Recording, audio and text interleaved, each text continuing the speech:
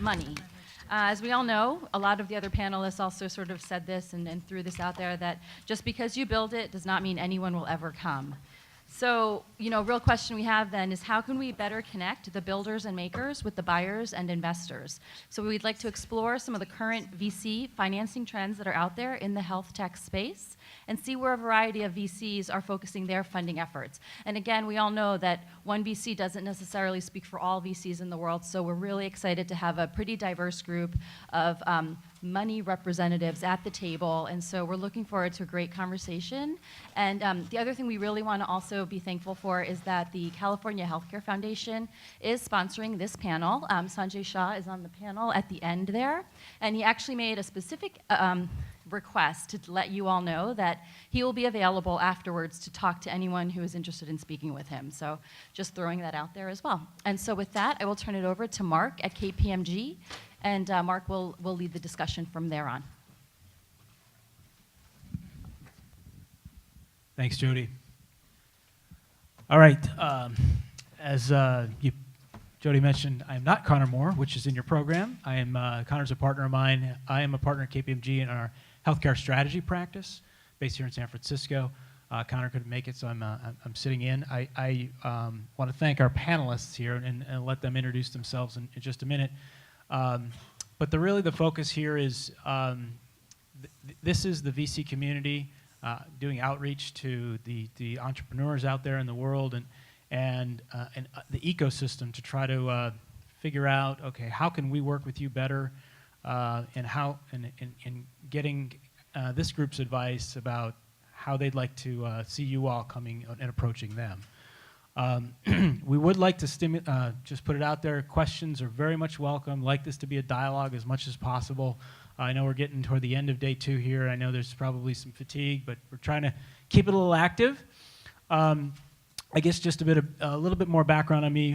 One of my side jobs from a personal time, I'm actually on the board of directors of the Northern California Cystic Fibrosis Foundation. The reason I bring that up is because that is the foundation that kind of invented venture philanthropy, and that actually is effectively a VC for therapies and devices that will focus on cystic fibrosis, in the sense that being an orphan disease, it's difficult to get large organizations to fund therapies directed at an orphan disease. So anyway, my role there is not to determine where the money goes. I'm more of a fundraiser there. But anyway, it's a little bit of a personal background. So I'll let the panel introduce themselves, and then we've got some prepared questions. But again, we want to keep it as interactive as possible. Thanks. Sir. Hi, I'm Paul Willard. I'm from Subtraction Capital. I'm also not in the program. Subtraction Capital is a 2-year-old early-stage venture fund. For me personally, before there was an internet, I was an aircraft designer at Boeing, wrote code, moved into tech in Bubble 1.0 as a product person, and was a product design and marketing kind of guy at 2 companies, not in health tech, that have IPO'd. And I was at a 3rd startup that was in health tech, electronic medical record company, Practice Fusion. So hopefully it will follow the footsteps of the first 2 companies that I worked at soon. But, and then 2 years ago started the venture capital fund. We do about a quarter of our portfolio in health tech. And we invest in companies that we would like to work for. All right, that's an awesome criteria. Hi, everyone. I'm Liz Rockett. I'm with Kaiser Permanente Ventures. So we are the strategic venture arm of Kaiser Permanente. The fund itself has been around for about 15 years now. We're on our 4th fund. And we focus primarily, we discovered earlier, we are the latest stage fund represented on the stage, and that we focus on Series B primarily. So you have a sense of who's around the table. But we invest for competitive market rate returns, but also in line with the Kaiser Permanente mission. So we consider the unique vantage point and perspective that Kaiser has on what the healthcare industry can do and what we can be to be a strategic advantage in helping us choose companies that will really lead the next generation of healthcare. And a little bit about me, I've worked in health IT and health services throughout my career. I came up through the product management trajectory, working for a little startup that was acquired by Quintiles, and then at the advisory board company, learning how to sell ice to Eskimos.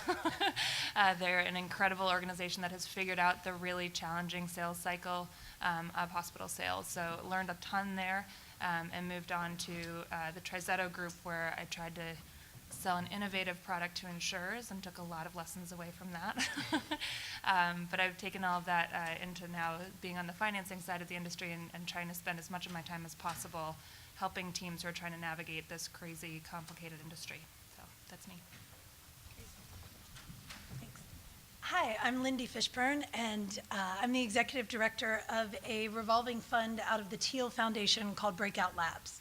And we came into being 3 years ago basically to help address the intersection of biology and technology and all the exciting opportunities and companies and advances that we were seeing there, as we actually saw the old line VCs sort of abandon the market. So with the shift to health IT and being able to have technology and software at the root of healthcare, we actually saw there was a very substantial gap in the market around how do you move advances forward that still touch biology directly and are probably will face a regulatory hurdle down the road in order to get to market.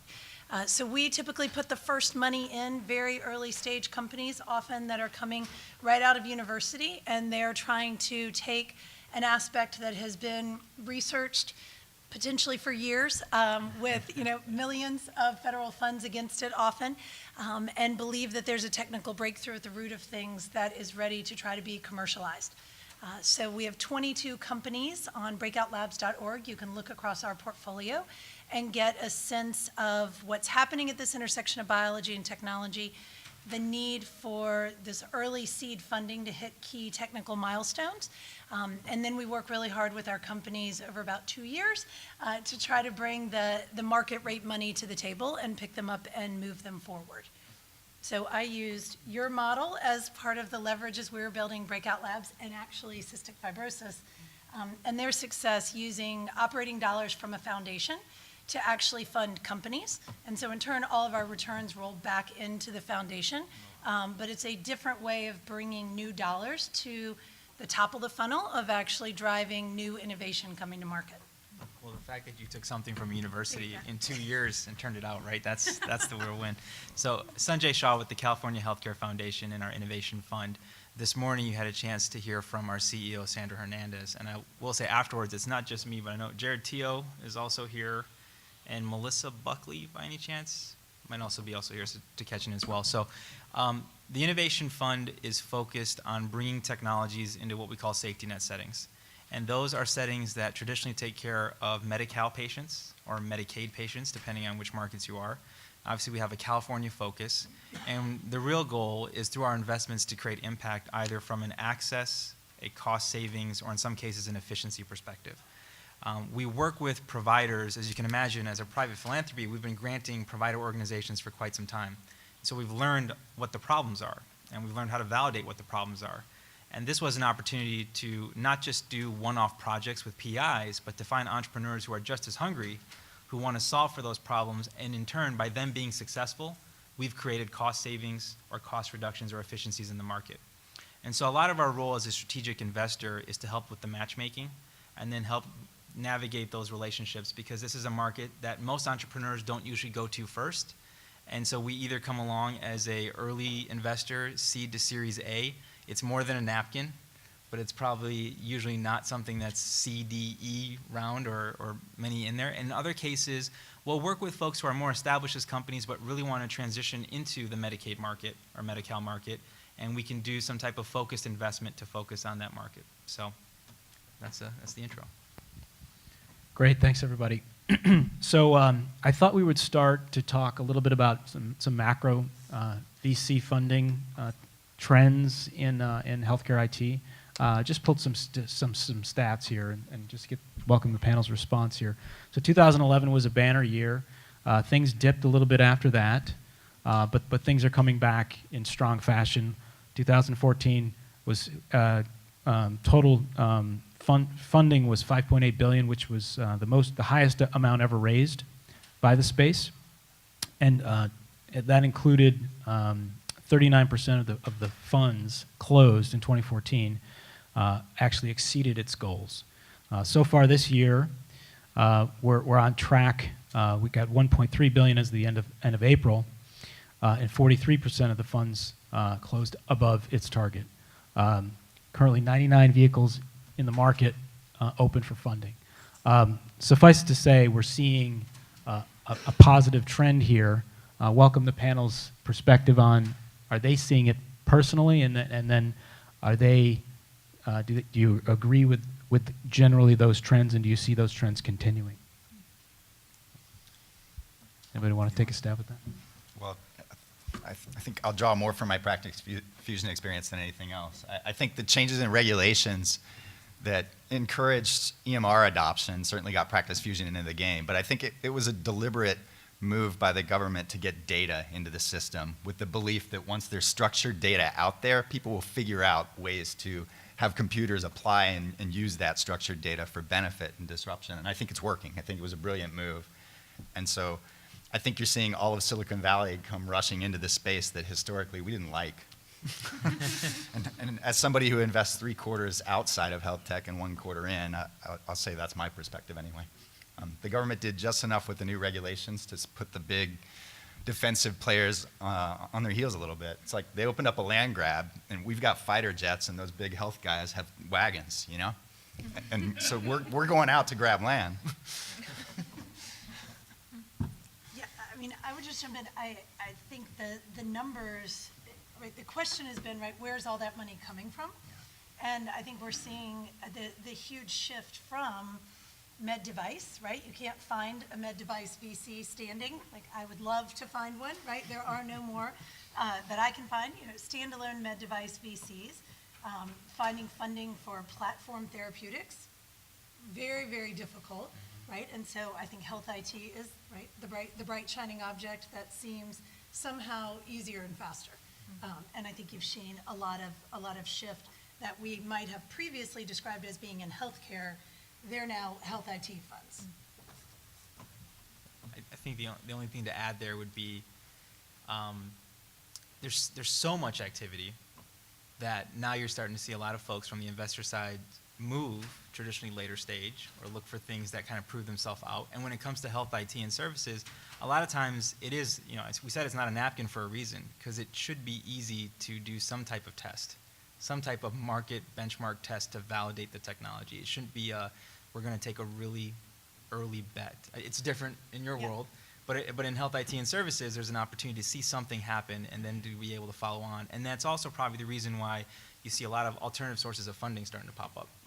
Because as people move later stage, it's an opportunity for others who are interested in also supporting the economy and providers and systems and entrepreneurism to step up and participate, and may actually also influence what grows up to be an opportunity later stage for later stage investors. Counting on. Yeah. I think it's, when you were talking about things being oversubscribed, were you talking about companies or funds? Funds, yeah. I mean, I think that it's a more diverse landscape if you're working in healthcare, and I agree with Lindy, it's really about health IT broadly. So it could be tech-enabled services, it could be an IT component of a device or drug platform, but if you're working in that arena, there are a broader array of people suddenly bizarrely interested in you than ever before. And bizarrely, by that I mean people who may not be as informed as you are about the market. So for us, I'm coming from a big traditional healthcare system, and we've got a venture arm to help us sort of see what's going on in the more innovative side of our market. For us to be co-investing with somebody or taking a company growing up from something like Subtraction Capital, where you guys have a perspective that's much broader than healthcare, is actually really interesting for us, because we're seeing companies coming with board governance and just support and insights from perspectives outside of healthcare, which I think is actually really healthy. It's a very valuable thing for us to see companies coming at digital health or health IT with a pedigree that is coming from the more traditional tech sector, the more traditional consumer media sector, because those investors think very differently about what can win. We're a little bit cautious about some of those other funds in that their comprehension of the sales cycle and just what some of the challenges are to get, as Sanjay said, it's easy to get testing, easy from our perspective, I suppose. Sure. Those entrepreneurs in the audience that may have a different opinion. There are ways to get things tested. It is extremely hard to get the first customer, to get the fifth customer, to get the actual payment in. And so I think that is my curiosity, as we're seeing all of this new money coming to the table. What do they do with the reality of selling into the healthcare system? How do they react, and do they find the smarter business models? So I'm very curious to see what the outcome of it will be, and I hope that it's not the fear that we hear sometimes, that it's just a bubble and all this money will go bad. I think that there's a chance that the new thinking that comes in with that capital could be beneficial. So. Following on that, how is the competition for that early stage funding? And I don't know who might be the best to answer. I guess from a foundation perspective, maybe you welcome the competition. It's very healthy. No, it's very healthy. And I think when you're an early stage investor, you understand your role. So, you're not going to potentially bankroll a company all the way through 6 stages of growth. At the same time, there are very operational aspects of the company that need other people involved. We've been in co-investors with folks like Samsung on an investment, or a health tech angel group like Health Tech Capital. In other cases, there are many individual angel investors involved. In some cases, we encourage other foundations to invest. So competition to invest is healthy. And in some cases, when you're mission-based, if there's a lot of active money involved in something or wanting to be in something, that might just mean we can focus our attention somewhere else that's not getting it. So that might be another way to say, that's being taken care of. Let's go find the other spot that's not, especially if the market's calling for it. Yeah, I feel like in venture, the competition right now is at the growth stage. In the early stage, Yeah. To touch on what Liz was just saying, I would welcome investing alongside anybody at this table because of the diversity of experience that they can bring in, right? I change verticals every time I change companies in tech. I only went to 3 startups. Every time was a different vertical. And every time we succeeded, it was because we had both perspectives represented and respectful of what each other were bringing to the table. And so I think particularly at the early stage, you'll see a lot more cooperation than competition. Yeah, we've always said and as things look, potentially frothy in health IT, right, and the valuations are being debated these days, actually biotech is a real deal, early stage, so there's a real valuation play there for anyone. But we've said if the money were to come rushing back or in, then we could go out of business, right? So we're seeding from, philanthropy because the market's not there to compete at the early stage. And the folks that still pick up those companies are moving later and later, and they're constantly changing the end point. So it's this game of, if you just do the one more study, the one more this, then we'll engage. And so we would like to see more dollars there. And I feel like part of my job is I'm sort of an investment banker unofficially. So we spend most of our time trying to share our deals and share our companies with follow-on funders to come along with us. And I think the untapped resource there that's not represented here are family offices. And so we're actually seeing a lot of new money look for private deals coming from family offices. And that's been an interesting new component to bring into seed stage investing. To tap so family offices, and then I think while it's not exactly the fastest route and requires probably a lot more paperwork, but federal funding and other sources of grant funding, and you see it in your space quite a bit, but even in the digital health and IT space, there are plenty of opportunities to go get non-dilutive capital to grow up your company, service the mission or component of serving a market that you want, and then put yourself in a position where you're then viable for venture investment. So I think folks just kind of they don't want to do the extra work sometimes, and I appreciate that, but it's there. So you might want to consider taking advantage of it. Great point. I'll stop and see if any questions from the audience. Yes, sir. Just a follow-up to that, I think the biggest challenge really with federal funding is the timeline. Yeah. Because it's 8 to 18 months between the start of the process and funding. Yeah, no one's going to disagree with that. I mean, that's the crunch. It's not that you're not willing to do the work, it's just Yeah, but at the same time, you can probably, you're going to have multiple bets. So when someone's fundraising, it's not like it doesn't take that much time sometimes to close a deal either, and to close multiple deals, and to create your term sheet and get a bunch of people to close in on that. So while that's going on, hopefully you've got some attention span or bandwidth to look at these alternative sources of capital as well. We've also found, so we would encourage all the Breakout Labs companies to apply for SBIRs. And they've been quite successful getting them, and we find that as they're bringing a more diverse set of investors to the table, that stamp of approval that you were able to secure that SBIR grant, right, and 10% of them get funded, that's actually a really nice feather in your cap in that very early days to say, I've gone through this professional, probably somewhat conservative review of my science, and I still got the federal funding. And the only other, the add-on piece, there's an organization called LARTA, L-A-R-T-A.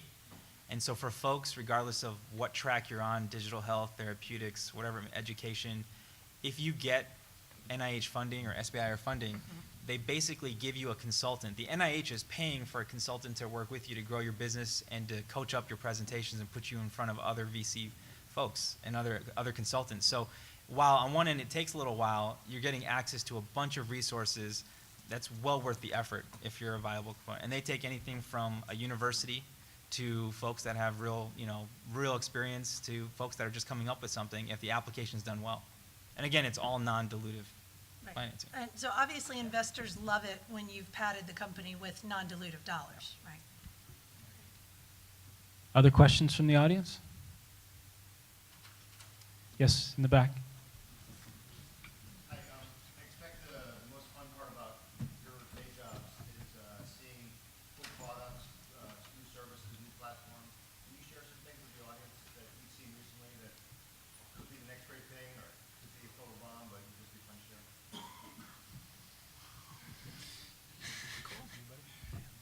I mean, Get on the line. I'm like, I'll run through the portfolio if you want. There's only.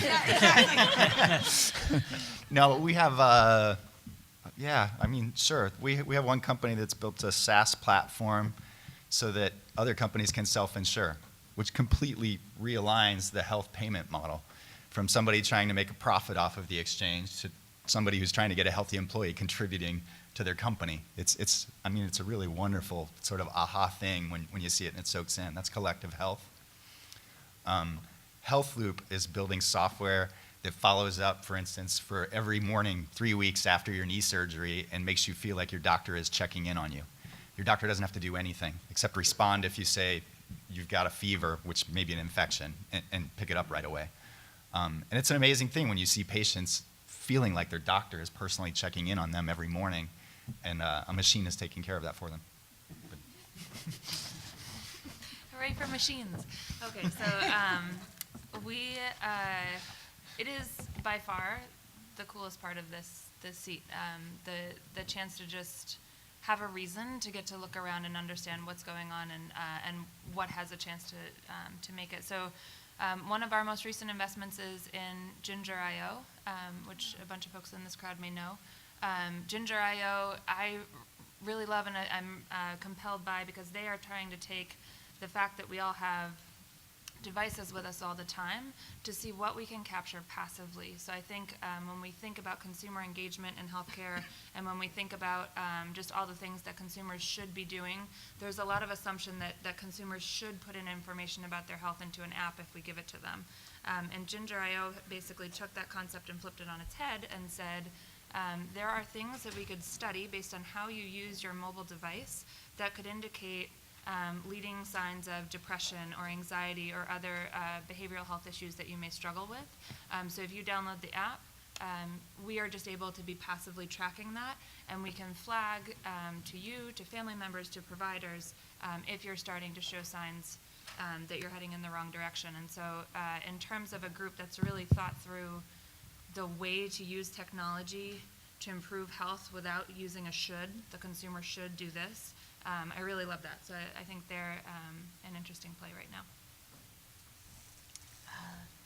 It's hard to pick, but so we have a company called Cortexime that's out of UCSF that's looking at an entirely different root cause for Alzheimer's that's actually pathogen-based and flies in the face of, as you well know, millions of dollars that have been spent around a beta amyloid theory. Their data is pretty exciting. We have a company called G-Tech that has essentially an EKG for the gut that is able to measure and quantify 3 different components of the gut and when it has turned back on after surgery and addressing postoperative ileus and looking at functional GI issues. So it's bringing a whole new measurement to the table that we've never had before. And a company called Cytovale out of UCLA that is working on a whole new class of biomarkers that they're calling cell mechanomics. And the cells, if you push and pull on them, they get squishy and they deform differently depending on their state. So they're actually in trials right now on a 5-minute sepsis diagnostic with a finger prick that could be performed in the ER. I think just one precursor. The twist, I think, for us that we get really excited about at CHCF is not so much how shiny something is or how new something is, but will people actually use it? And that's where, right, the rubber meets the road. So there's a lot of things that many folks are creating that are fantastic concepts and are very competitive based off what's out in the market. But when we start to put it in front of providers, when we start to put it in front of the C-suite or the user champions, or when we see it touch patients, you really are kind of sitting back to say, what's their reaction? And when it looks like either they've been using it all their lives and they don't realize it's there, or you can just see them get really excited about what's that they're getting a chance to do something, it meets all their user requirements. Like that's exciting. And so there's 2. You guys will probably get a chance to see a bunch of different examples of companies in the panel afterwards and kind of that showcase. But I see David Perez here from Seamless Medical Systems, and so that's an example. I mean, again, the concept makes a ton of sense. You register, and who here likes to fill out a bunch of paperwork when you do patient registrations? Nobody. So filling out forms on a tablet, on anything that you can easily figure out how to use, that data goes into the system, front office staff don't have to plug anything in. So now they're just focused on the real issues that they have to pay attention to and not data entry. And the patient's the one who's going to put in that data in a cleaner format and quality than anyone else if you got to do a handoff. Another one would be a company like with HealthFinch.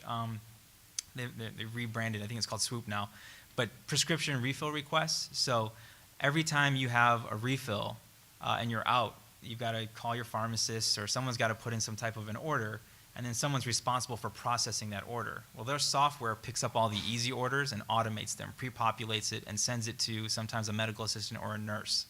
And only the ones that actually have an issue or a flag with it does it pre-populate it and send it to the physician, because maybe you're prescribing an opioid, or maybe the patient didn't do their labs. And so the efficiency tool there is that a physician no longer has to spend 30 minutes to an hour at the end of their day to do this task that has nothing to do with true direct patient care, and that's where we need that time and efficiency. And it's funny because we've asked in the places that it's been implemented, what do you think about it? And they're like, what do you mean? And you go, well, don't you notice that there's no more emails in your box? Like, oh, yeah, that's great. So like that's like great because it's already working and people are using it, and the real people behind making those decisions are excited about the efficiency plays that they're going on. So I think it's about use cases sometimes more than how shiny an object can be. Sure. I mean, kind of following on that, maybe I'll parlay back to some of the other panelists. Outside of your portfolio, are there any particular subsectors that are looking attractive from your perspectives as you look into the future? Outside of my portfolio? How can they be outside of my portfolio? I mean, it's like, well, I don't.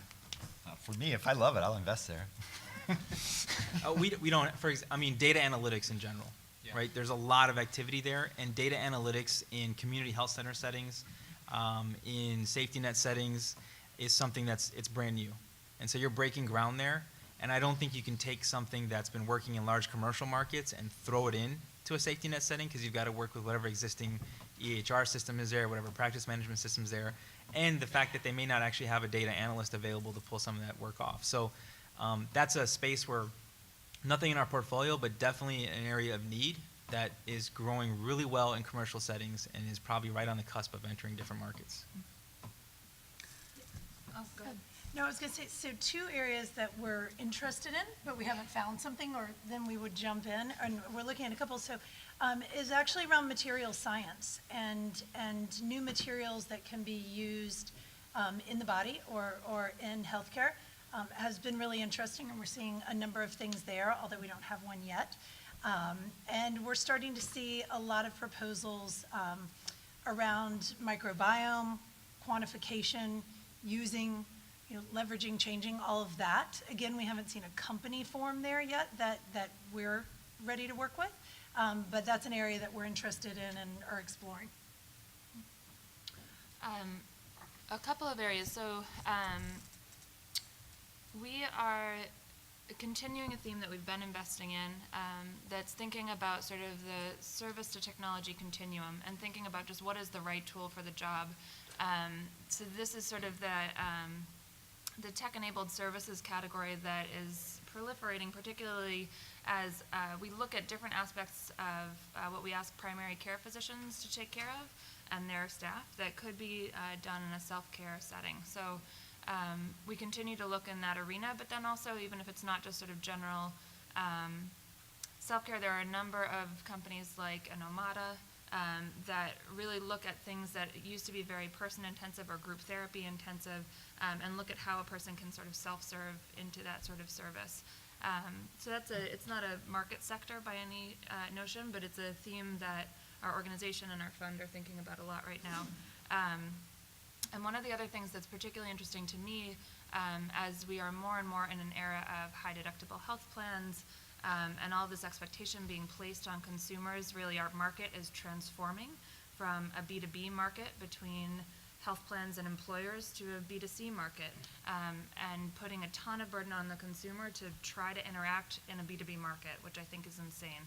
So we've seen a few companies that are really tackling what it means to actually support the consumer, not to place additional expectations on the consumer, but to meet the consumer where they are. So there's a group called Co-Patient that's still quite young, that's doing a lot of work helping people who have entered into medical debt or are just facing a medical bill that they can't afford, and that medical bill could be $800 or $80,000, but for the person receiving it, it's more than they can bear.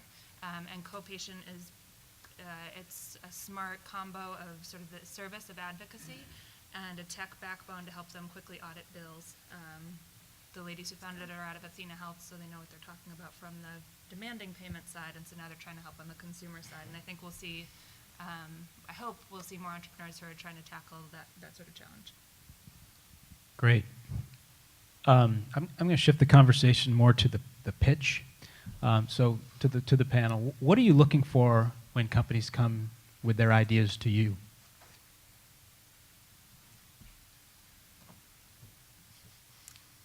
Well, Who wants to jump in? sure. Go ahead, So you mentioned you want to work for them.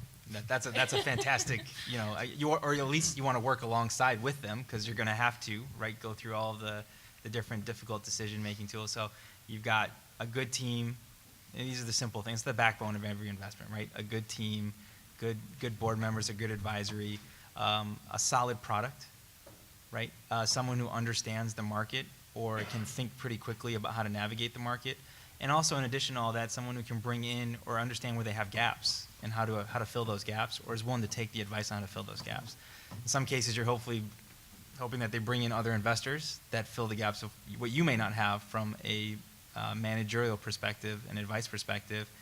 And gosh, I mean, in our case, I mean, when you have your own mission, we look at the potential to create the impact that we're looking for. So when we look at something, we literally go every time and we go, is this something over time that would create a savings of $25 million on an annual basis across California health systems? Or is this something over time that would annually get 100,000 people access to care who normally don't get access to care without this technology or service? So you're kind of doing that math right up front and figuring out, again, it's not going to happen in day one. Maybe it happens in aggregate over 5 years, but that they can get to that type of steady state. Yeah, I think we're probably experimenting with funding a new type of creature, which is really scientist as entrepreneur. And I think if you talk to most VCs, they would say that they generally are not looking to fund a technical founder as CEO. We're finding that there's a new breed of entrepreneur being developed, and often it will be scientist as founding entrepreneur and CEO, which with an unproven new technology, that's going to be the only person at the lead, right, until you can get through a Series A, and potentially then you bring in, there's a different CEO, and maybe that person is the CSO. So we're looking to find the scientist, the founder, with the technical breakthrough, the new idea, the research that's ready to commercialize, that is also entrepreneurial enough to be funder friendly, to be able to at least get the company through that the first round of fundraising and move to commercialization, so that then you can grow the team.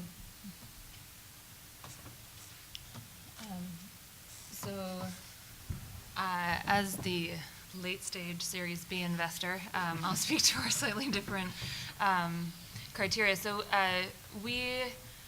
we define, so Series B, if you look at 4 different Series B companies, you will see 4 different versions of where they actually are. And so what we are specifically looking for are companies that are truly in the commercialization stage of their work. So our portfolio crosses med device and diagnostics to services companies to IT companies. So Series B actually means something quite different in each of those categories in terms of what we're looking for. But the basic concept is that Kaiser Permanente can be a tremendous boon and a tremendous support for an organization once they're at the commercialization stage. If you're a clinical device or something like that, we are often not the best place to incubate or just sort of support a company at that very early stage. And our fund is about $140 million, so we also don't have the pockets that are deep enough to get you to the end of that road. So we try to hold that line of commercialization pretty firmly, and we're looking for companies who are around the $5 million in revenue stage. So since my heart and soul is in health IT, I deeply know how challenging it is to hit that milestone of $5 million in early revenue. And so we are constantly debating in our team meetings just how to work with companies who are still fighting to get there. But the other component of being a Series B company is that we're ideally looking for an institutional investor who's come in before us. And the reasons for that are a few, but the easiest way that I can articulate it is if you're still working at the early stage with friends and family money, or maybe with one of these sort of family offices or other sorts of private angel money, some of your governance issues, some of your just sort of basic operations may not be as cleaned up as if you have an institutional Series A investor. And both for just Kaiser sensitivity around who we're supporting and making sure that everything is clean with what we're investing in, but then also for the bandwidth that our team has to really dig into some of those harder governance issues that really need to be cleaned up before you grow. We prefer to see an institutional in before that. And I think that's hopefully what's useful about sort of seeing a range of stages that we're investing in up here on this stage. I think we all can speak to the 90 plus funders who are in this market right now, the ecosystem that represents and sort of how you think of building a business with those different forms of capital. I think it is worth just asking each fund, what exactly are you looking for? Because there are plenty of Series B investors that don't have our criteria, that are coming from a different perspective. But for us, those are some of the important things. And then I should also say, we're looking for things that align with Kaiser's mission, so that nothing moves forward, nothing gets off the table to even look at in diligence if there isn't a clear alignment with our desire to see the healthcare system to move to one that is more affordable, higher quality, and deeply service-oriented. And if we can't see that in an investment, it's just not worth it for us to align with that company. And part of that is thinking about, is Kaiser one of your ideal customers? Have you started conversations to do a pilot to begin customer conversations with Kaiser? That is a big part of what we're debating in our team meetings about different investments that we're looking at. So. And so when I say we invest in companies that we would like to work for, we're actually quite literal. About that, I told you I went to 3 companies very early on in their lives, 2 IPO'd, the third was Practice Fusion.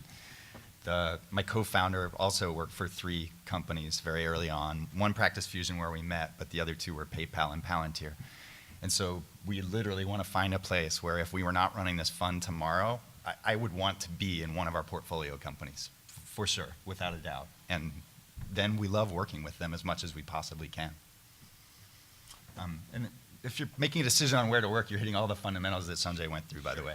Yeah. You got to like who you're working with. They have to want you there. They have to want you on their team. You have to like the market they're after and feel like they have a shot. They have to be attacking a problem that you care about. It can be an important problem, but if you don't care about it personally, it doesn't matter. You're not going to work there. So it's all those things. Great. Questions from the audience? Yes, sir. Yeah, in the world of healthcare IT, we're starting to see companies that are coming in that are non-traditional healthcare companies. Just love the thoughts from the panel of, in the world of Silicon Valley, what companies do you see either coming into healthcare? We see, Apple's got their health app, and Google's apparently getting back into health. Just some perspective or thoughts on non-traditional health IT companies that are now tech companies that are, you think will come into the space and look for an entry point into healthcare.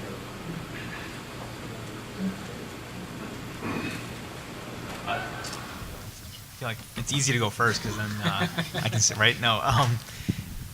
Before the company side, I'll start with the individuals. So we're starting to see a lot of non-healthcare people come into healthcare, and quite a few come from a communications background. It seems more and more, especially in health IT, it's a communications aspect. And so either the signal is that we don't do communications very well in healthcare. It's There's lots of jobs. Sure. And so to, it's to right. that point, we're actually doing work for AT&T and Verizon, around healthcare strategy. It's like, wow, you wouldn't think, but Yeah, no, so there's a ripe opportunity to bring in a lot of what's working in other industries and other sectors into healthcare and clean up a lot, the handoffs, and it's no different. When a patient moves from one room to another room to one site to another site, all the different activities, I think people are seeing from the outside and going, we can take what we know from other industries and address that problem. With regards to large companies coming involved, that's fair game. We're seeing companies today, right? Google Glass is probably its most successful endeavor might actually be in healthcare, right? That might be where it actually starts off instead of whatever else it was going to be considered for in that big exercise that they did for people who got the first devices. So it's fair game, and the question is, will they be able to move fast enough? And it's the same side of the coin, right? Everyone's always worried about an EHR company that's already there. It's a large company already in your space. Again, will they move fast enough, and is it important enough for them to spend that much time and resources on it? So. I think it's such an interesting question. I think I still have, I am still smarting from the Microsoft and Google personal health record, which when I heard about the concept, I was like, this is amazing. These are the perfect organizations to be working on this. These guys get data. They get the consumer. They're going to do something amazing. And both attempts were just so deeply challenged. And I think not for a lot of, tons of good effort put into it and teams who are really passionately dedicated to finding a solution. But as they started to step into the space, just got battered by all of the forces that any of us who've worked in the industry appreciate. So I'm hesitant to believe that we've got knights in shining armor coming in from some of these different organizations, but I'm still hopeful because I think, as Sanjay was saying, the expertise, the things that these companies are great at, we could use some of that in healthcare. And we certainly, just from the day job, we certainly think about some of those organizations as acquisition targets for some of our companies.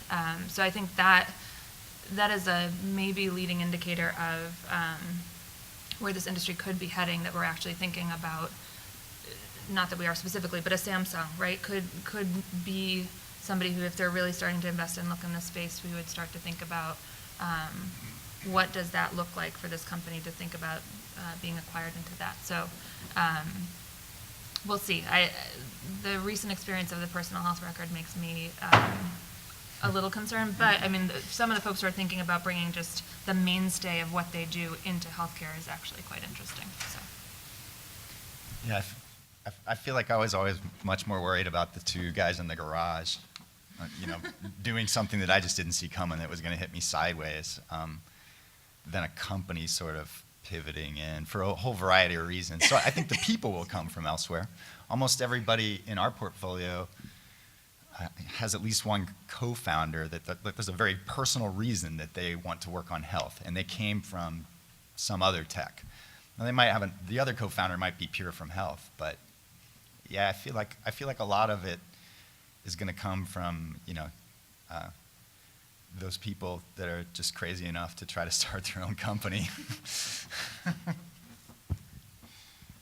Just from a little bit more from my perspective, about other entrants here.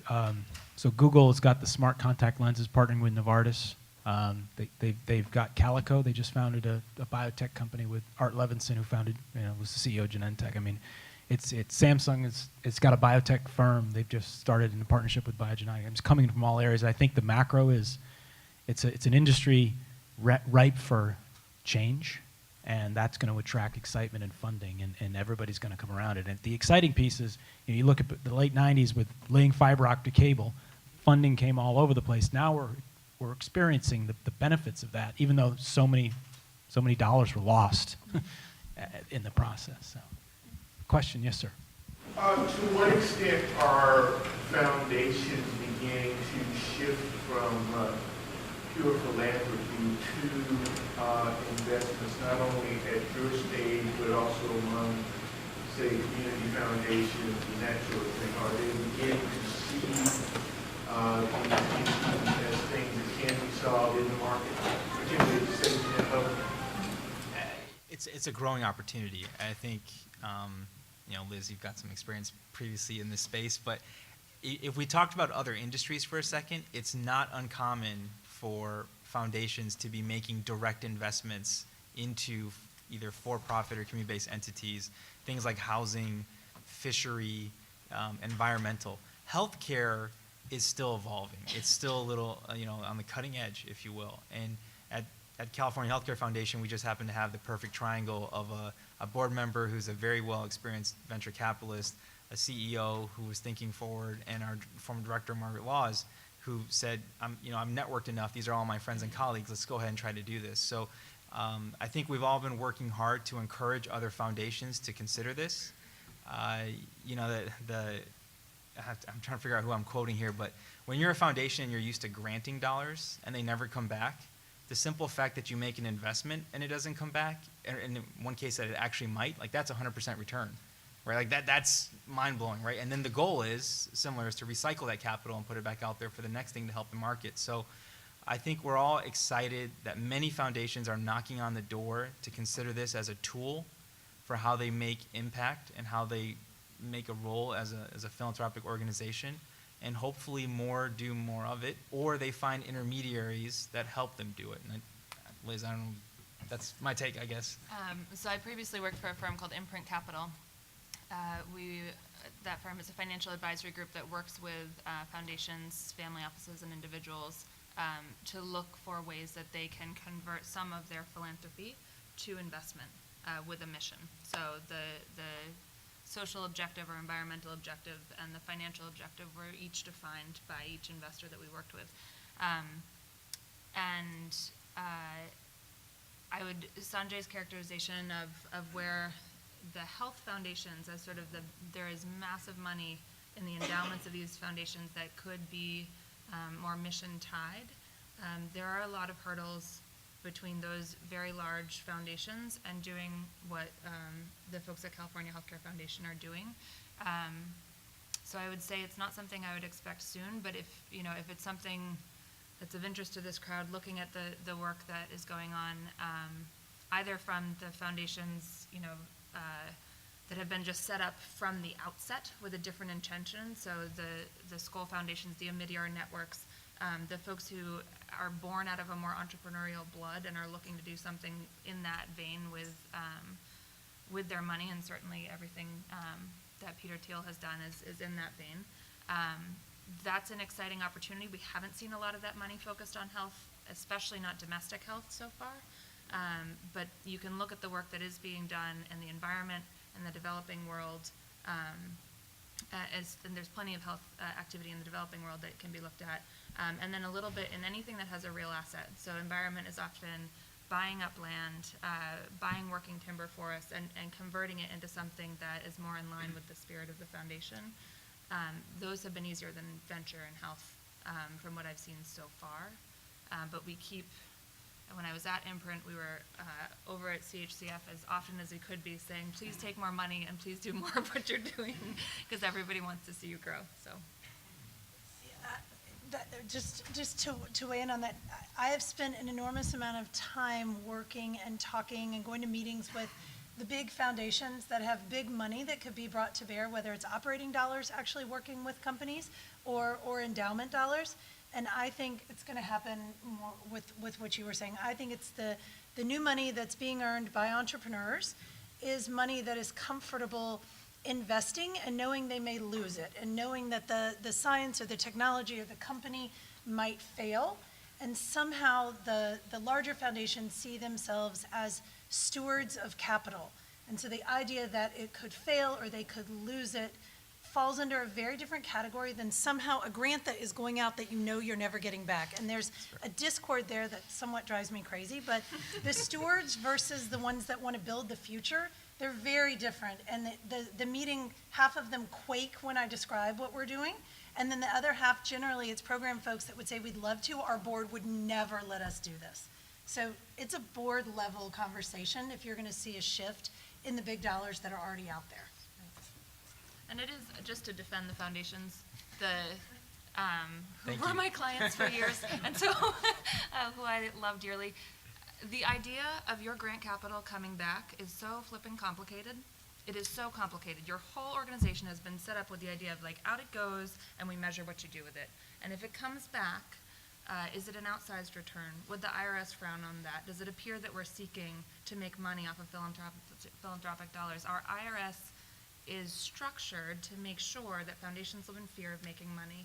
So if you don't from the outset set up a different in-kind organization, or you don't have the trifecta that Sanjay described, you have an uphill battle, and it's why the leading lights are so important, to show that it can be done, to show that the IRS won't smack your hand and say you're not philanthropic anymore.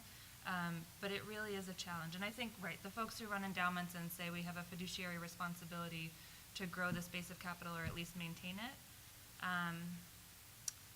I don't know any endowment anywhere that wouldn't ascribe to that. So I think that that's a real concern. It's probably the same thing that they say to every private equity investment that they make, of just like, that this is our responsibility no matter how mission driven or not it is. So it's easy to hate on, but it really is a tough situation that they're in. And my hope is that we've got more and more folks who just sort of show a different path that our philanthropy can evolve. And there's a ton of really smart people who are working on this. Question, sir. Practical question. How do you prefer to learn about new deals? Through attorneys, accountants, website submissions? Do you answer the email? It's funny, you asked that question, and neither attorneys or accountants were like the first two things that came into my head. I've never gotten a deal from an accountant. Anyone? So Yeah. my personal favorite is somebody that I used to work with and loved working with says to their friend's startup, you have to get this guy, Paul Willard, or Subtraction Capital, as an investor. They are the perfect investor for you. Your company will have a better chance of success, and you'll have more fun if you get them on board. And then I want them to turn around to me and say, you have to invest in this company. Your fund is not going to do as well as it would otherwise if you don't invest in this company. And I want them to be pulling us in from both sides, just again like somebody does when you're looking for a job. So, Contact for a person? Right, look to practice fusion, right? Yeah, so That's my perfect model. we actually do have set up a model to be able to do seed stage investing at scale and be able to find the scientist as entrepreneur that may not be in the Bay Area or Boston or, you know, an area where there is access to VCs, and those kind of conversations are likely to happen. So we actually take all of our submissions over the web. Everybody starts with a pre-proposal, even if I've met you and you've told me everything about you. It's a very quick pre-proposal. It's the 10 questions that you should be able to answer. If someone says, you know, what are you starting, right? What are the rational answers there? And then in 7 days, we get back and say, you know what, we'd like to learn more. It's not for us. So it's pretty efficient there. And then for us, learning more is a detailed proposal that actually shares more about the science, about where you think it's going, and the milestone that our funds would help you get to. And then we do external scientific reviews on that. And that proposal will be 10 slides? Or? That proposal, it's again, it's on the web, and it's questions that you're answering, and then you're actually uploading, you know, the scientific background. And then your thoughts on commercialization in the market and what you've done to validate that aspect. But so the max we're able to invest is $350,000. So it is a very specific amount of money to get to a very specific endpoint. And so that's what we need to see, that there's a point of leverage there for us and for you. Other comments here? Well, I actually think we're unfortunately out of time. This has been a wonderful panel. I do want to thank them all. They've been very engaging.